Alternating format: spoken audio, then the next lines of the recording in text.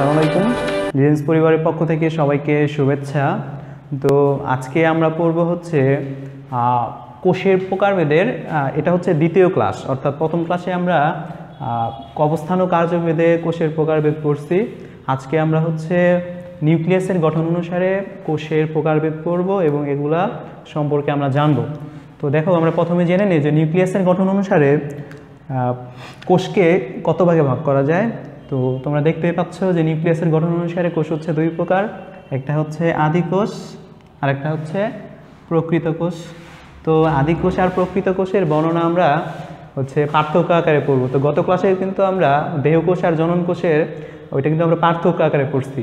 তো পার্থক্য আকারে পড়লে কিন্তু আমাদের সহজে মনে থাকে, এই জন্য আমরা এটা হচ্ছে পার্থক্য আকারে পড়ব। ঠিক আছে, তাহলে আমরা শুরু করে দেই।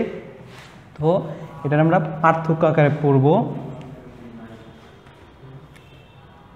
তাহলে দেখো, আদি কোষের ইংরেজি হচ্ছে প্রোক্যারিওটিক সেল, প্রোক্যারিওটিক সেল। আচ্ছা, আর প্রকৃত কোষের ইংরেজি হচ্ছে ইউক্যারিওটিক সেল, ইউক্যারিওটিক সেল। আচ্ছা, তো এই যে ইংরেজি নামগুলো আসছে হচ্ছে গ্রিক শব্দ থেকে। তাহলে এই গ্রিক শব্দগুলোর আসলে মানে কি, এটা আমরা প্রথমে একটু জেনে নিই। তো দেখো, এই যে প্রোক্যারিওটিক সেল, এই প্রো কথাটার অর্থ হচ্ছে পূর্ব। মানে হচ্ছে পূর্ব, মানে আগে, দ্যাট ইজ পূর্ব বা আদি। আচ্ছা, এখানে দেখো যে এই ক্যারিওটিক কথাটা আসছে হচ্ছে ক্যারিয়ন থেকে, ক্যারিয়ন। তো ক্যারিয়ন কথাটার মানে হচ্ছে নিউক্লিয়াস। কোষের মধ্যে যে নিউক্লিয়াস থাকে এটা হচ্ছে গ্রিক শব্দ ক্যারিয়ন থেকে আসছে, এটা হচ্ছে নিউক্লিয়াস। আবার আমরা জানি নিউক্লিয়াস মানে কিন্তু হচ্ছে কেন্দ্র। তার মানে দেখো, এটাকে আমরা বলতে পারি যে আদি কেন্দ্রিক কোষ বা আদি নিউক্লিয়াস যুক্ত কোষ অথবা শুধু আদি কোষ, তাই না? তাহলে হচ্ছে প্রোক্যারিওটিক সেল বা আদি কোষ। আচ্ছা, এরপরে এই পাশে দেখো ইউক্যারিওটিক সেল। ইউক্যারিওটিক সেলটা হচ্ছে গ্রিক শব্দ এই ইউ এর মানে হচ্ছে গুড মানে আমরা জানি হচ্ছে যেটা হচ্ছে ভালো বা প্রকৃত। আচ্ছা, আর ক্যারিয়ন মানে আমরা অলরেডি জানি, এই ক্যারিয়ন কথাটার মানে হচ্ছে নিউক্লিয়াস। তো নিউক্লিয়াস মানে হচ্ছে কেন্দ্র, তার মানে এটা আমরা বলতে পারি যে প্রকৃত কেন্দ্রিক নিউক্লিয়াস বা হচ্ছে ভালো নিউক্লিয়াস যুক্ত কোষ বা প্রকৃত কোষ আমরা বলতে পারি। তাহলে দেখো, এটা হচ্ছে নামের তাৎপর্য।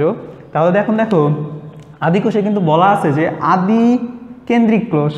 তার মানে আদি কেন্দ্রিক কোষ বলতে বোঝায় যে এই আদি কোষে নিউক্লিয়াসটা হচ্ছে আদি, অর্থাৎ এখানে নিউক্লিয়াসটা হচ্ছে সুগঠিত না, ঠিক আছে? আর এইখানে হচ্ছে নিউক্লিয়াসটা প্রকৃত নিউক্লিয়াস থাকে, অর্থাৎ নিউক্লিয়াসটা সুগঠিত থাকে। তাহলে এখানে আমাকে বুঝতে হবে যে আসলে সুগঠিত নিউক্লিয়াস বলতে আসলে কি বোঝায়। তাহলে প্রথমে আমরা জেনে নেই যে আসলে সুগঠিত নিউক্লিয়াস কি, না হলে তো আমরা বুঝতে পারবো না যে আসলে এটা কেন আদি কোষ বলা হলো, এটাকে কেন প্রকৃত কোষ বলা হলো। তো দেখো, আমরা নিউক্লিয়াস যদিও আমাদের আজকের পড়া না, তারপরে একটু খুব সংক্ষেপে আমরা নিউক্লিয়াস সম্পর্কে একটু জেনে নিব। তো এটা যদি একটা নিউক্লিয়াস হয়, তো নিউক্লিয়াস হচ্ছে একটা দ্বিস্তরীয় একটা আবরণ দ্বারা বাইরে আবদ্ধ থাকে। এরপর ভিতরে থাকে হচ্ছে একটা নিউক্লিওলাস। এই নিউক্লিওলাসের সাথে যুক্ত থাকে হচ্ছে এই ক্রোমোজোম যুক্ত থাকে, এবং এখানে থাকে তরল পদার্থ, এই তরল পদার্থ থাকে। তাহলে বাইরের যে আবরণ, এটার নাম কি? এটার নাম হচ্ছে নিউক্লিয়ার মেমব্রেন। এটা হচ্ছে নিউক্লিয়ার মেমব্রেন। এরপর হচ্ছে এটার নাম হচ্ছে এই যে গোলাকার বস্তু, এটার নাম হচ্ছে নিউক্লিওলাস। এরপর হচ্ছে এই যে পেঁচানো এগুলো হচ্ছে ক্রোমোজোম, এবং ভিতরে যে তরল পদার্থ, এই তরল পদার্থের নাম হচ্ছে নিউক্লিওপ্লাজম। তার মানে একটা প্রকৃত নিউক্লিয়াসের এই চারটা জিনিস থাকতে হবে, কিন্তু আদি কোষের বেলায় এই চারটা জিনিস থাকে না ওই নিউক্লিয়াসে, এজন্য এটাকে বলা হয় আদি কোষ। তার মানে এই আদি কোষে কি থাকে না, দেখা যাচ্ছে এই নিউক্লিয়াসের আবরণটা থাকে না, ঠিক আছে? তাহলে আমরা প্রথম পার্থক্য আমরা বলতে পারি যে হচ্ছে আদি কোষে আবরণী বেষ্টিত নিউক্লিয়াস থাকে না। তার মানে বা বলতে পারে যে নিউক্লিয়াসটা সুগঠিত নয়। তাহলে প্রথম পার্থক্য হচ্ছে আবরণী বেষ্টিত নিউক্লিয়াস থাকে না। তাহলে বিপরীতটা কি হবে? বিপরীতটা হচ্ছে তাহলে নিউক্লিয়াস থাকে, তাহলে আবরণী বেষ্টিত নিউক্লিয়াস থাকে। আমি খুব সংক্ষেপে লিখলাম যে নিউক্লিয়াস হচ্ছে আবরণী বেষ্টিত নিউক্লিয়াস, আবরণী বেষ্টিত নিউক্লিয়াস থাকে। আচ্ছা, তাহলে তোমরা বুঝতে পারছো প্রথম পার্থক্যটা।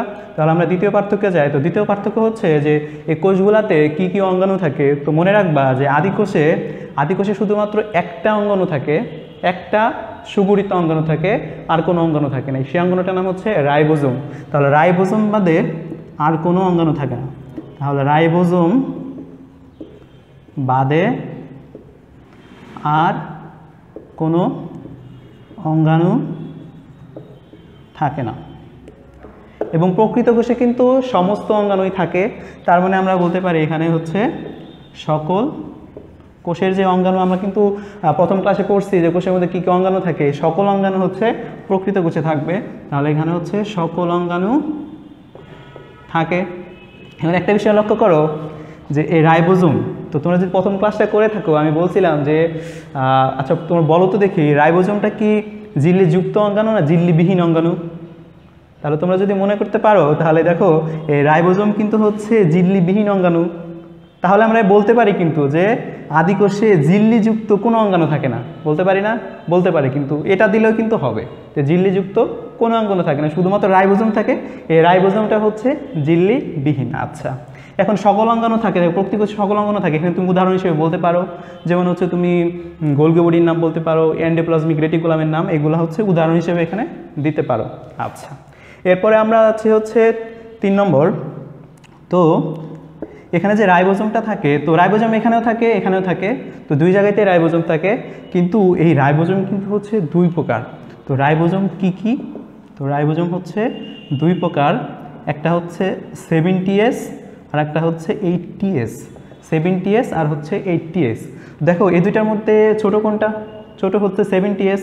তো আমরা মনে রাখবো যে আদিকোষ যেহেতু এটা হচ্ছে আদিকেন্দ্রিক কোষ, নিউক্লিয়াসটা এখানে সুগঠিত থাকে না, অঙ্গাণু থাকে না, তাহলে রাইবোজোম যেটা হচ্ছে ছোট অর্থাৎ 70S এটা হচ্ছে আদিকোষে থাকে, আর যেটা হচ্ছে বড় অর্থাৎ 80S এটা হচ্ছে প্রকৃত কোষে থাকে।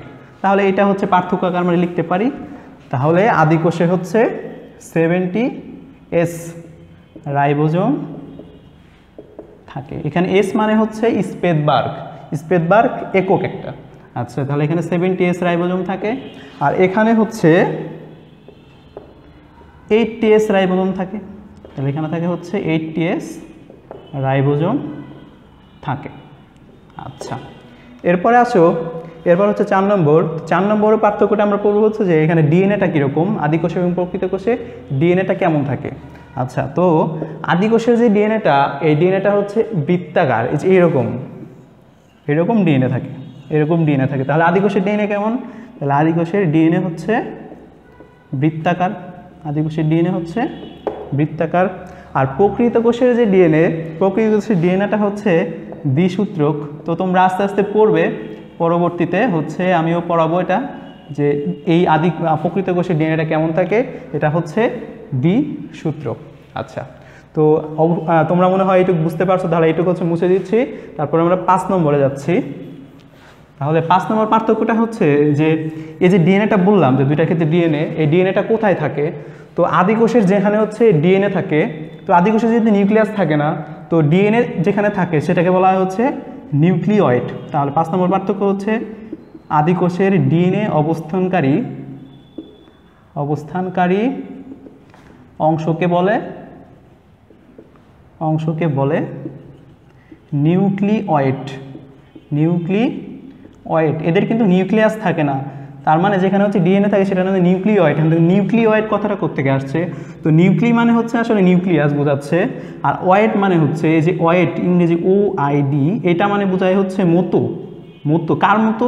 এটা হচ্ছে নিউক্লিয়াসের মতো, বাট এটা কিন্তু নিউক্লিয়াস না। তার মানে ডিএনএ যেখানে থাকবে সেটার নাম হচ্ছে নিউক্লিওয়েড, কিন্তু এটা কিন্তু নিউক্লিয়াস না। আচ্ছা, এরপরে প্রকৃত কোষের ডিএনএ কোথায় থাকবে? প্রকৃত কোষের ডিএনএ থাকবে হচ্ছে এখানে ডিএনএ থাকে নিউক্লিয়াসে যে ক্রোমোজোমের মধ্যে থাকে, তার ডিএনএ থাকে হচ্ছে ক্রোমোজোমে থাকে। আচ্ছা, এখন হচ্ছে আমাদের 6 নম্বর পার্থক্য। তো 6 নম্বর পার্থক্য হচ্ছে যে এখানে যে এরা আদিকোষ এবং প্রকৃত কোষ কোন প্রক্রিয়ায় বিভাজিত হয়। আচ্ছা, তো এরা হচ্ছে কোন প্রক্রিয়ায় বিভাজিত হয়? তো আদিকোষ হচ্ছে মনে রাখবা যে অ্যামাইটোসিস প্রক্রিয়ায় বিভাজিত হয়, অ্যামাইটোসিস। তাহলে এটার বিভাজন প্রক্রিয়া হচ্ছে অ্যামাইটোসিস প্রক্রিয়ায় বিভাজিত হয়। আর প্রকৃত কোষ কোন প্রক্রিয়ায় বিভাজিত হয়? প্রকৃত কোষ হচ্ছে বাকি যে বিভাজন প্রক্রিয়া মাইটোসিস এবং মায়োসিস এই দুই প্রক্রিয়ায় বিভাজিত হয়। তাহলে এটা হচ্ছে বিভাজন প্রক্রিয়া হচ্ছে এদের মাইটোসিস এবং মায়োসিস। আচ্ছা, এটা গেল হচ্ছে 6 নম্বর পার্থক্য আমাদের। এরপরে আসো যে এই যে আদিকোষ এবং প্রকৃত কোষ এই দুইটার হচ্ছে উদাহরণ কি? তো দেখো আদিকোষের উদাহরণ, তো উদাহরণ এটার উদাহরণ হচ্ছে তোমার ব্যাকটেরিয়া, সায়ানোব্যাকটেরিয়া এগুলা। তাহলে ব্যাকটেরিয়া, সায়ানোব্যাকটেরিয়া, এখন আমাকে বলো যে আসলে ব্যাকটেরিয়া, সায়ানোব্যাকটেরিয়া এগুলা হচ্ছে মার্গুলিসের যে 5 কিংডম মতবাদ সেখানকার কোনটার অন্তর্ভুক্ত? তো একটু মনে করে দেখো, ব্যাকটেরিয়া, সায়ানোব্যাকটেরিয়া কিন্তু মনেরা রাজ্যের অন্তর্ভুক্ত। তাহলে আমরা বলতে পারি যে এটার উদাহরণ হচ্ছে ব্যাকটেরিয়া, সায়ানোব্যাকটেরিয়া, অথবা বলতে পারি যে মনেরা রাজ্য। মনেরা রাজ্যের যত ব্যাকটেরিয়া, সায়ানোব্যাকটেরিয়া আছে সবাই হচ্ছে এই আদিকোষের অন্তর্ভুক্ত। তাহলে মনেরা রাজ্য। আচ্ছা, তাহলে এটার উদাহরণ কি? এটার উদাহরণ হচ্ছে এটা প্রকৃত কোষ। তো আমাদের আশেপাশে যে সমস্ত বড় বড় উদ্ভিদ দেখি, তারপর হচ্ছে মানুষ, এদের কোষগুলা কিন্তু হচ্ছে প্রকৃত কোষ। তাহলে তুমি উদাহরণ হিসেবে তুমি উদ্ভিদের মধ্যে বলতে পারো, যেমন হচ্ছে বোটানির হচ্ছে 4র্থ অধ্যায় থেকে শুরু করে 7ম অধ্যায় পর্যন্ত যত উদ্ভিদ আছে সব কিন্তু হচ্ছে প্রকৃত কোষ। তো সেখানে কি কি আছে? তো উদাহরণগুলো হচ্ছে তোমার শৈবাল, তারপর হচ্ছে ছত্রাক, এরকম কয়েকটা তুমি বলতে পারো। তারপর হচ্ছে অ্যানজিওস্পার্ম, জিমনোস্পার্ম, ব্রায়োফাইটা, টেরিডোফাইটা, এগুলো কিন্তু সব হচ্ছে তোমার প্রকৃত কোষের উদাহরণ। তাহলে এইভাবে তুমি কয়েকটা বলতে পারো, শৈবাল, ছত্রাক, অ্যানজিওস্পার্ম, তারপর হচ্ছে জিমনোস্পার্ম, এগুলো হচ্ছে সব তোমার প্রকৃত কোষের উদাহরণ। তাহলে দেখো নিশ্চয়ই তোমরা এদের 7টা পার্থক্য এভাবে যদি তোমরা পড়ো, তাহলে যদি তোমরা আদিকোষের বৈশিষ্ট্যগুলো মনে রাখতে পারো, তাহলে অবশ্যই কিন্তু তার বিপরীতটা হচ্ছে প্রকৃত কোষ। তাহলে দুইটা কিন্তু তুমি সমন্বয় করে সহজেই মনে রাখতে পারবে। তাহলে আশা করি তোমরা বুঝতে পারছো। তাহলে এটাই ছিল আমাদের আদিকোষ এবং প্রকৃত কোষের বর্ণনা বা পার্থক্য বলতে পারো। তো নেক্সট পক্ষে অন্য বিষয় নিয়ে কথা হবে। ধন্যবাদ।